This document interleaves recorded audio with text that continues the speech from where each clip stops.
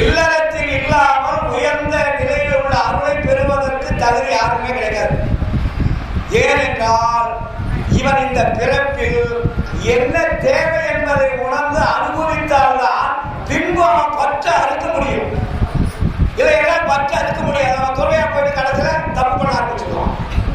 சொல்றோம் இல்லையா, விஸ்வாமித்திரனுடைய வரலாறு உங்களுக்கு தெரியும் இல்லைங்களா? எவ்வளவு காலம் தவா இருந்தாரு, ஆனா கடைசியில எங்க போய் மயக்க விழுந்தாரு. அப்போ எவன் ஒருவன் உணவை உண்டு கொண்டு துறவியாக வாழ்கிறானோ அவர்களுக்கு அருள் கிடைக்காது. ஏன்னா உணவு என்பது உணர்ச்சியை தூண்டுவது.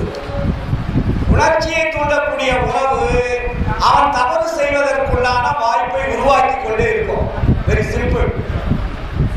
ஏன்னா இந்த உணவு என்பது நம்ம உடம்பிலே 6 சுவைகளாக உள்ள அனுப்புறோம். காரம், உப்பு, புளிப்பு, துவர்ப்பு, இனிப்பு, கசப்பு. இதெல்லாம் என்ன பண்ணணும் கேட்டா ரத்தமாக மாறுது. ரத்தமாக மாறி என்ன பண்ணும், அதை கோடான அணுக்கள் பெற்று செய்து சுக்கிலமாக வருது. சுக்கிலம் எங்க ஸ்டோரேஜ் ஆகுது, அது வேறு குண்டலினி இல்லைங்களா? குண்டலினி வந்து ஸ்டோர் ஆகிடும்.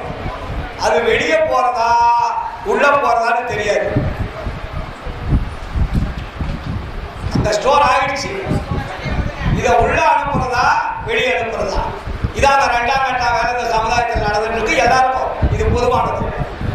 அப்ப அந்த குண்டலியை ஏற்றம்னு சொல்லிட்டு நிறைய பேர் விளையாடுவாங்க.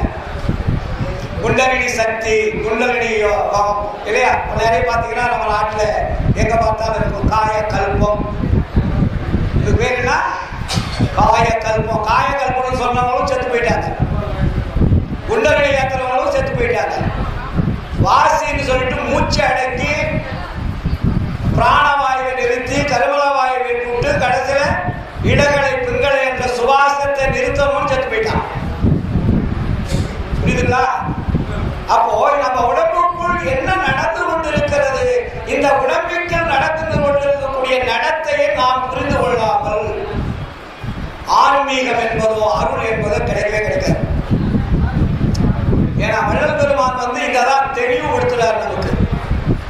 அதனால இவ்வளவு நூல்கள் நீங்க படிக்கிறீர்கள் மக்களே, உங்களுக்கு அறிவு விளங்கவில்லையே ஏன் அப்படின்னா, நம்ம என்ன பண்ணிட்டு இருக்கோம், ஒவ்வொரு நூலையும் படிச்சுட்டு அந்த நூலுக்கு தகுந்த மாதிரி நம்ம வாழ்க்கை அமைச்சுட்டு பார்க்கணும்.